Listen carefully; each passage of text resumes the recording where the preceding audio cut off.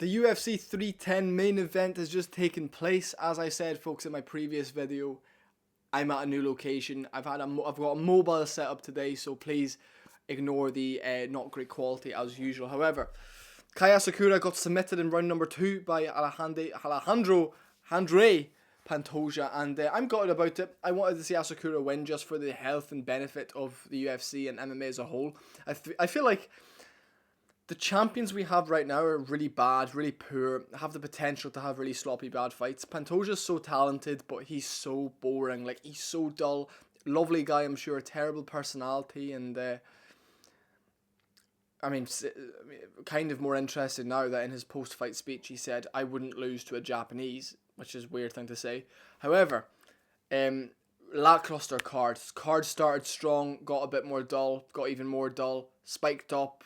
Gan won a robbery decision, got me amped up and fired up on TikTok, and then Garry loses a really, really close fight, which he had bigger moments in. However, in terms of rounds, Shavkat wins, and Garry had Shavkat in way more trouble than Shavkat had him in trouble. So, yeah. Anyway, on to the main event. Pantoja, Kai Asakura, they clash, right? First 10 seconds, first minute of the first round, Kai Asakura throws up a huge knee, trying to catch Pantoja, obviously stumbling him around. You think it's a big moment. Pantoja holds him by the cage. They were in guard.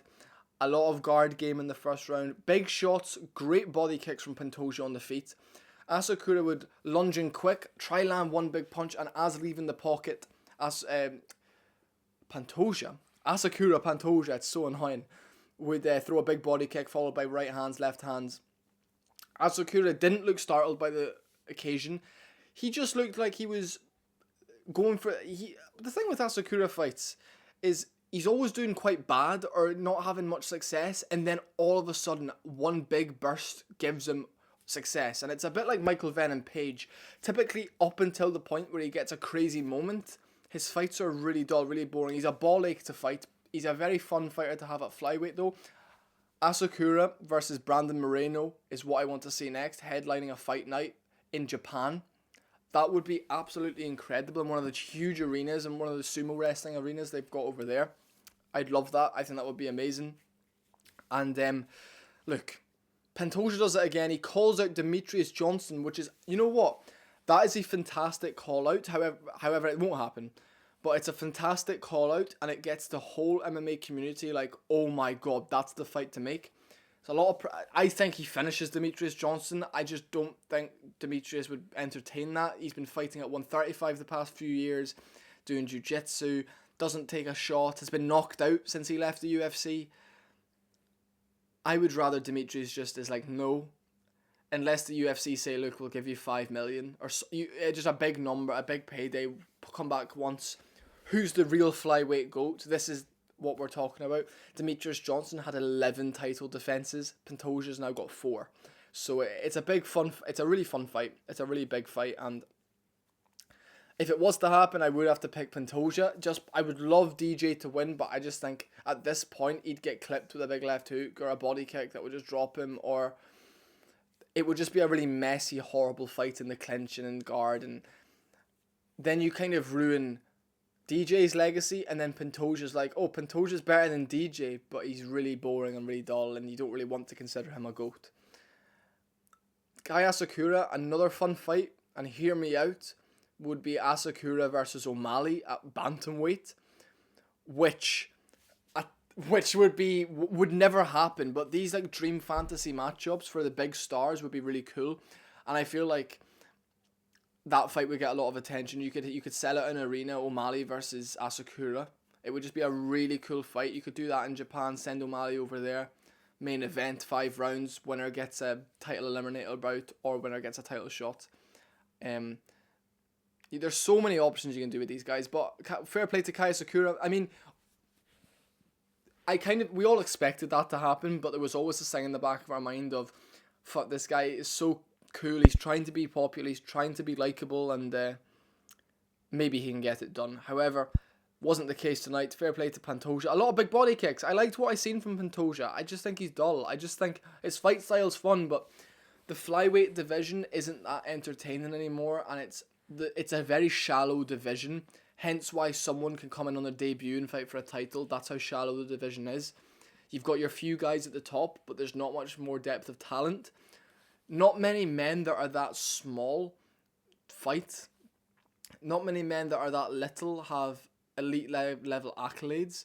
You know, a lot of them, oh, I was a high school wrestler, I'm tiny, I'll just wrestle these little guys, and I just don't like watching the 5'3" boys fight, and I just couldn't really care for it, and that's just a fact. I mean, the bantamweight division is so talented, so stacked, and you get bigger. I mean, think about this.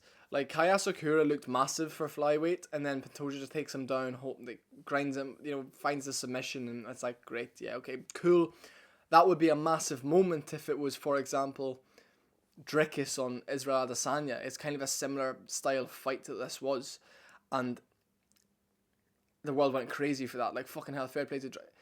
There's just no interest on the flyweight division, and I think what you want to be doing is saying to Asakura, go up to bantamweight and make that just... Fuck him fighting these no-name flyweights. Get him up to bantamweight and get him fight... Davison Figueiredo versus Asakura is the fight to make. Like, that is the fight to make. They both recently lost. They both need some time off.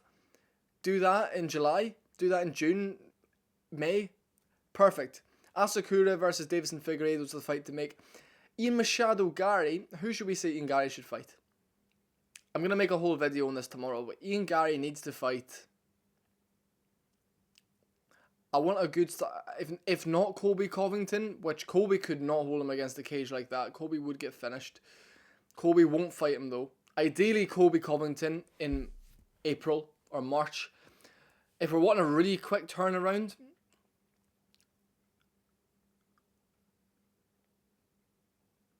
I'm going to have to think on that. Because there's not many guys that would fight him in March. And I don't know if Ian would be ready for March. But I think March would be... he likes being active, and he's at his best when he's active. And coming off a loss, I think he'll be a whole new animal. Jack Della Maddalena is fighting in February. You need to find Ian Garry a fight in March, April, May time, because then he sinks in perfectly to slip in for a title shot. And you might see him just get a title shot after that really competitive fight. And if Belal beats Shavkat Rakhmonov, which I think he will after that performance, then Ian Garry would have more success with Belal just because Belal's a much shorter guy. Shavkat's got a big frame, he's strong, that's what he struggled with, so we'll see. Anyway, see you later, folks. Hope you enjoyed the main event. It's now 7 in the morning, so I need to get to my bed and edit these videos. So catch you later, subscribe, follow the links down below. Love yous all.